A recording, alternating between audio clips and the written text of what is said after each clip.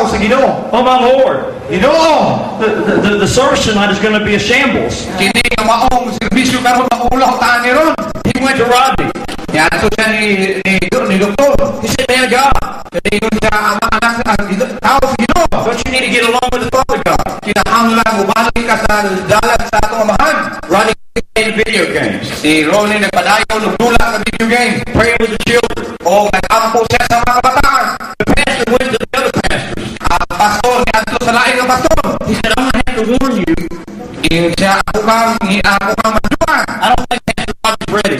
Wa ako nagtuo nga nag-anda ni pasturan eh. I fear the power of God will not come into place tonight. Ako nagtuo kayo na abot ang gahom sa Ginoo ni kagabiyon.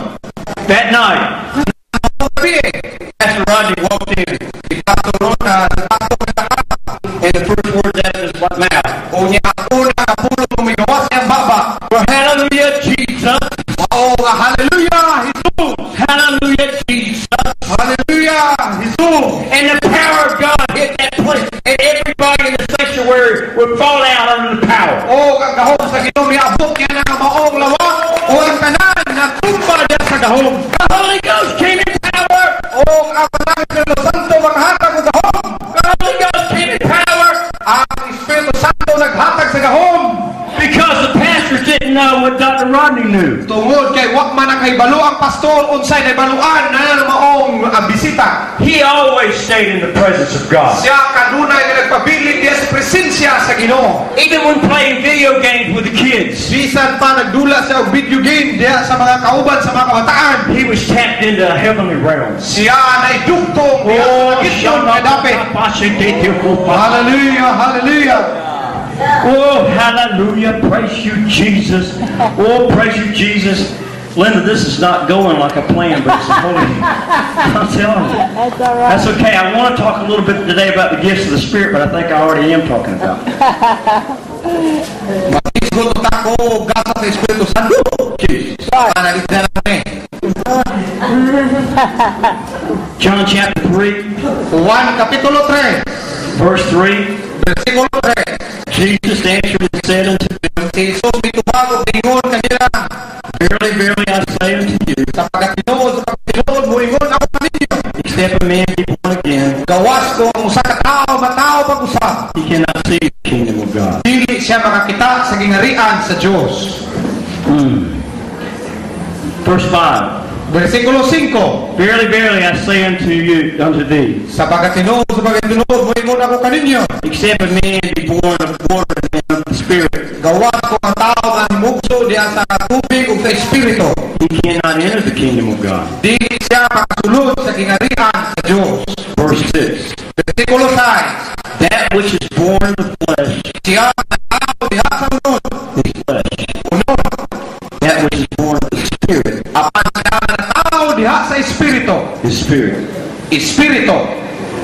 Once you accepted Jesus Christ as your Lord and Savior, Samtang gidawat ninyo sa Ginoong Kristo nga inyong Ginoo manluluwas, and the Holy Spirit came to abide in you, o ang Espiritu Santo dayon miabot o mikuyog diha kaninyo. you became spirit man, spirit woman first. Nahimo kamong espiritu nga tao, nga lalaki o babae una. You were given constant free access to the throne room of God. Natagaan mo o kanunay nga libreng ganghaan diha sa trono sa Dios. You became a spirit man, a spirit woman in an earth suit. Nahimo kamong espiritu nga tao, lalaki o babae diha sa kalibutanon nga panulot.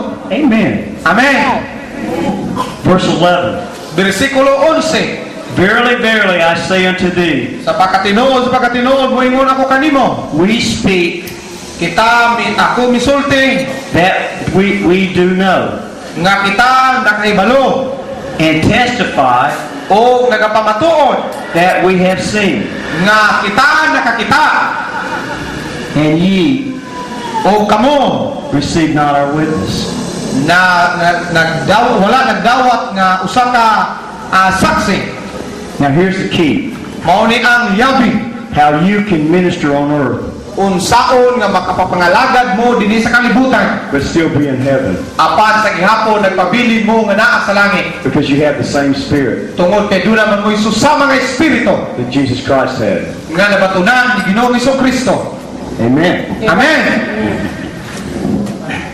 Verse 13. Versikulo 13. And no man O walay tao hath ascended up to heaven, nga nakanibayaw ngadto sa langit but he that came down from heaven, apan siya nga abot gikan sa langit even the Son of Man, bisan ang anak sa tao which is in heaven. nga diin naa sa langit. No man Walay tao hath ascended to heaven, nga diin mikayab ngadto sa langit except the Son of Man gawas anak sa tao that descended from heaven, nga mikunsad gikan sa langit the Son of Man who is in heaven. nga di ang anak sa tao nga di naa sa langit. Jesus Christ ministered on earth, Si Ginoong Kristo nga nag-alagad dinhi sa kalibutan but he caused heaven to invade earth. apan iya gihimo nga ang langit mupuyo dinhi sa yuta. You have the same spirit that Jesus had. Doon na mo isusama nga espiritu nga nabatunan ni Ginoong Hesus. You're ministering on the earth, Kamo nagpangalaga dinhi sa kalibutan. but you should cause heaven Apan kinahanglan inyong himuon nga ang langit to invade earth. mapahiluna dinhi sa kalibutan. And how does that happen? Unya unsaon man ang pagkahitabo? Turn over to the Gospel of John, chapter 1. Balik ta dinhi sa Juan kapitulo 1. Turn to verse 51, chapter 1, verse 51. Kapitulo 1 sa Juan bersikulo 51. Jesus said, Si Hesus mingon, Verily, verily, I say unto you, sa pagkatinuod moingon ako kaninyo, hereafter ye shall see heaven open, human niini inyo makita unya ang langit nga maablihan, and the angels of God o ang mga anghel sa Ginoo ascending and descending upon the Son of Man. magakunsad o magakayab ibabaw sa anak sa tao. In Genesis chapter 28, Sa Henesis kapitulo 28, we read the story nakabasa kita og sugilanon about Jacob, may tungod ni Jacob who came to a certain place. na diin niabot siya sa usa ka dapit. He became weary in a certain place. Unya niabot siya ng dapita nga nakapuyan. And the Bible says O ang Biblia mingon, that he pulled up a stone. iyang giduol gitapan ang duha ka bato. He laid his head down on the stone. Unya iyang gibutang iyang ulo diha sa maong bato. And the Lord put him to sleep. Unya ang Ginoo nagpakatulog kaniya. And he had a dream.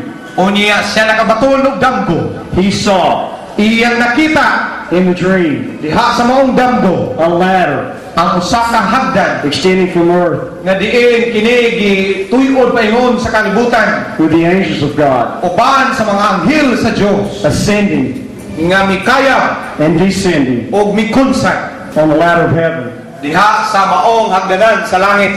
They were ascending Dunay nagakayab, and descending dunay ko'y nagakunsad. with new revelation. Bagko nga pinadayag, The angels would go up to heaven. ang anghel nga mikayab paingon sa langit. They would come down Sila munaog and disseminate o ilang ipaabot heavenly revelation. ang langit nun nga mga They pagpadayag. would go up to heaven. O mubalik na usab sila sa langit. They would come down Unya mubalik na usab dinhi sa yuta. and issue O ang matag usa, revelation. ilang ihatag ang mga pinadayag. Amen. Amen.